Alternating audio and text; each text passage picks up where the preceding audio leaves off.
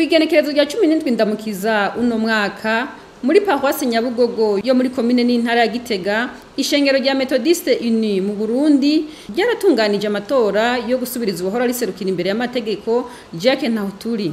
Hakaba hatowe Nyeniteka Emmanuel SINZOHAGERA asanzwe arongoye Inama Nkenguzamateka, akongera akaba na Révérend Pasteur muri iryo shengero kugira ngo ariserukire imbere y'amategeko mu Burundi. Inyuma y'ayo matora, Nyeniteka SINZOHAGERA yarashikirije ijambo ryo gushima igikorwa gihambaye cari gihejeje kuba, yongera hamagarira umwe wese guterera kugira ngo iryo shengero rya Méthodiste Unie ritunganywe neza. Banyakubahwa muri mushiranganje bw'intwaro hagati, tumenye amashengero nivyo kandi mwamuduhamagarira kwitondera amategeko agenga amashengero yacu.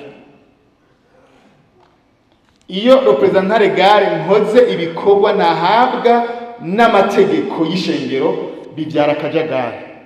Mu ishengero rya Méthodiste Unie, representant legal nta burenganzira afise bwo kutuma abapastori. Ivyo ni bikorwa bya nyakubahwa umwepiskopi. Nico gituma abanditsi kete batatse basaba tinyakubahwa mushiranganje dutumire ko umwepiskopi we asanzwe ari umurongozi w'ishengero mu Burundi aze tuvugane ikibazo c'ishengero. Suko amategeko yo mu gihugu tutayubahiriza, mugabo hamba byo kubahiriza amategeko agenga amashengero, twebwe aba Méthodiste iritegeza kwisunga livre de discipline ariyo mategeko atugenga kwisi yose. Ndashimiye cyane nyakubahwa umushikiranganje w'intwaro yo hagati, iterambere rusange n'umutekano, kubona iki kibazo cacu yarakidusubije ngo abari twebwe nyene tubitorera umuti. Ari nako kamo leta mvyeyi idasiba kudutera. Vuga ati ibibazo by'amashengero ni mwebwe nyene mu byitunganiriza. Nibe ari twebwe tubyitunganiriza. Si leta ikwiye kudutunganiriza iby'amashengero. Ni twebwe nyene bene byo dukwiye kwitunganiriza iby'iwacu. Mbere ngasaba nyakubahwa mwaje muserukira hamwe nuko tubasabe muze kumushimira, ariko kandi tubasabe n'ayandi mashengero y'abafite utwo tugora muze murabasubiza umupira abari wawukina. Mabwati genda mutunganye iby'iwanyu, muduha amahoro, mugende mubyitunganiriza. Kuko hari igihe iyo baje hari iwanyu umwe wese agomba kwikwengerako. Mugabo ishengero rirafise abanywanyi nibitunganiriza iby'iwabo, tureke kwirirwa turagora inzego za leta ko nazo zirafise ibindi bikorwa byinshi bahamagariwe gukora atari by'amashengero gusa. Kuko ndavye umwanya iyi dossier yatwaye ubushikiranganje hafi amezi abiri bariko barayica hirya no hino. Ayo mezi abiri bariko barakora ibindi bikorwa byoteza imbere igihugu, hakwicarira ingorane nkizi.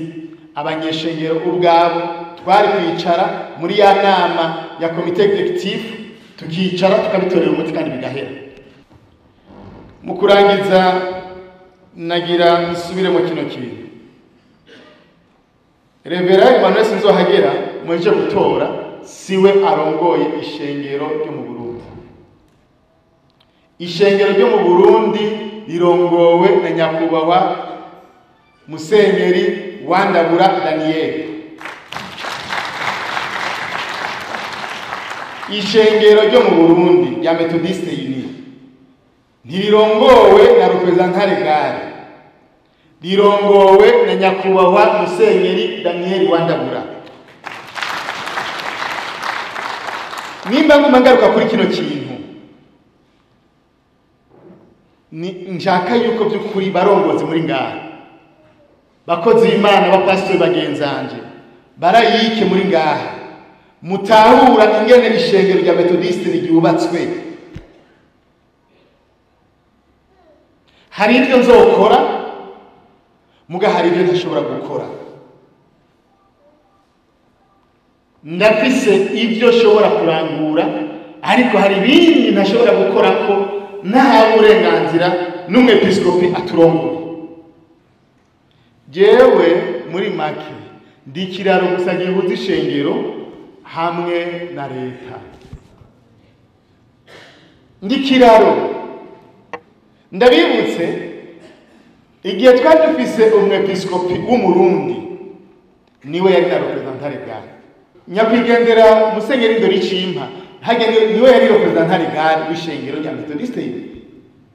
Akaca akora ivyo bikorwa uko ari bibiri, guhuza kuba ikiraro kuko niyo murongozi mukuru.